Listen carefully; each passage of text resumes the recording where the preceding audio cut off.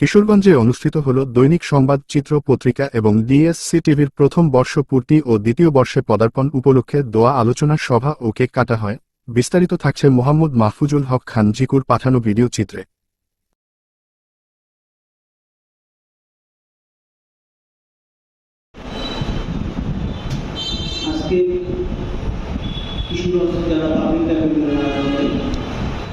গত 15 জুন 24 শনিবার বিকাল 4 ঘটিকায় কিশোরগঞ্জ জেলা পাবলিক লাইব্রেরি মিলন আয়তনে অনুষ্ঠিত হল দৈনিক সংবাদ চিত্র পত্রিকা ও ডিএসসি টিভির প্রথম জন্মবার্ষিকী এবং দ্বিতীয় বর্ষে পদার্পণ উপলক্ষে দোয়া ও আলোচনা সভার আয়োজন করা হয়েছে।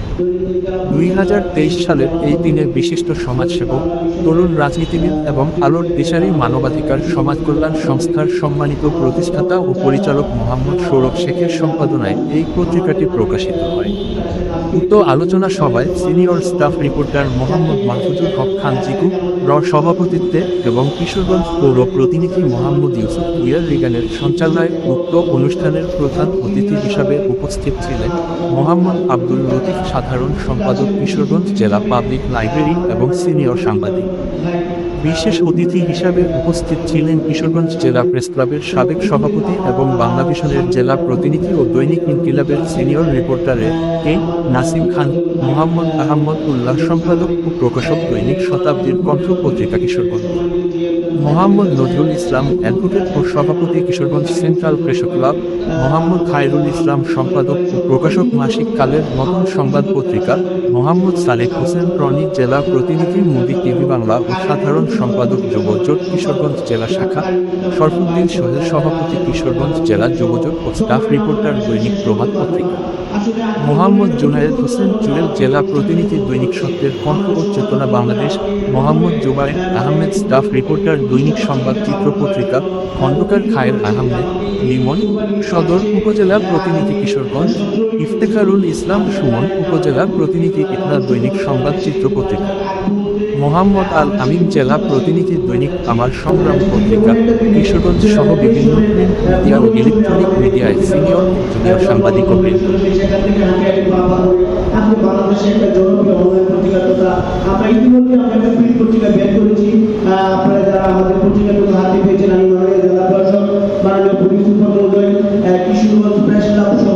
আমি বিভিন্ন জায়গায় কিছু পেয়েছিলাম, সেই পত্রিকাতে আমি অলরেডি দিয়েছি বিভিন্ন জায়গায়। এখানে আমাদের সমাজের যে দিয়েছিলাম। তো সেই সময় আমরা চেষ্টা করছি অনলাইন পত্রিকার পাশাপাশি আমাদের প্রিন্ট পত্রিকা বের করার জন্য, এবং আমরা প্রত্যেকটা দিবসে আমাদের সেই পত্রিকাকে আমরা বের করার জন্য চেষ্টা করছি। আর হাতে পাপা হয়ে কিন্তু আমরা এগুলোর চেষ্টা করছি। সম্মানিত অতিথিবৃন্দ যারা আছেন, সাংবাদিক ভাই এবং বোনেরা যারা আছেন, আমি আপনাদের দৃষ্টি আকর্ষণ করছি, আপনারা যদি আমাদেরকে একটু সাহায্য সহযোগিতা করেন।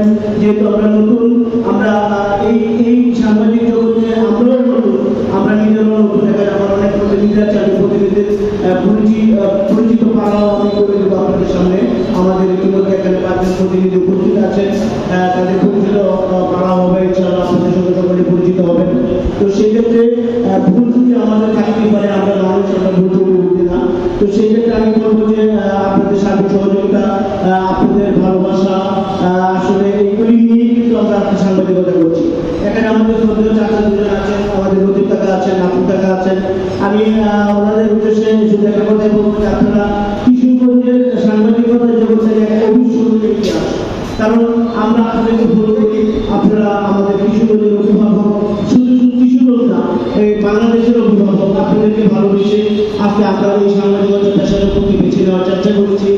তারপরে চেষ্টা করছি হাঁটি পাপা করে আপনাদেরকে অনুসরণ করে আপনাদের পরবর্তী প্রজন্মে ধারাকে অব্যাহত রাখার জন্য আমি চেষ্টা করবো। অন্তত আমার সকল প্রতিনিধিদেরকে সময় নিয়ে একটা সুন্দর এবং সুবর্ণীয় যাত্রা শুরু করার জন্য। সম্মানিত অতিথিবৃন্দ, আমি আসলে স্বাগত বক্তব্য দেব না, আমি শুধু এতটুকু বলে আমি শেষ করতে চাই। আপনাদের ভালোবাসা, আপনাদের স্বতঃস্ফূর্ততা আজকে আমাকে মুগ্ধ করেছে। আজকে এত ঝামেলার মধ্যেও আপনারা এসে আমাকে উৎসাহিত করেছেন।